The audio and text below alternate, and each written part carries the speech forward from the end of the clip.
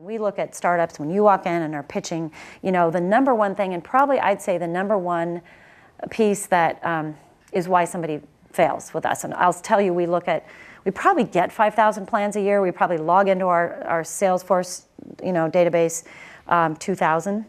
We probably spend time with 150, and we do 6 to 10. That's a big winnowing.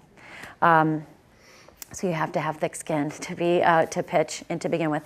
But probably the biggest challenge when it comes to getting venture backing is it a big enough opportunity? Is it a large enough market? Is it a company, or is it a product, or is it a feature? By the way, it doesn't mean you can't be successful with the feature or product, but you probably want to take less capital and think about maybe flipping it earlier as a feature or a product to a company. Put in a modest, really small amount of capital and sell it off that way.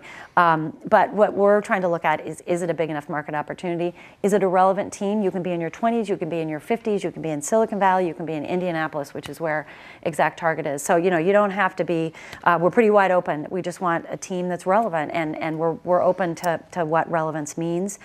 Is this a winning solution? That doesn't always mean it's the best technology. A best technology doesn't always win. It's really what's a winning solution. And I will say that over time, the lesson I've probably learned in watching companies and the way we now think about looking at investments is really understanding the user and the buyer. Sometimes those are two different people, by the way. But really getting the heads, not of what you want them to do and what they want to see in your technology, but really understanding what the user, what that customer, what the person's going to do in the office. That's why we have students come through our office, and we actually try to use a lot of technology. We want to get in the hands of what a user is thinking when they might use this technology.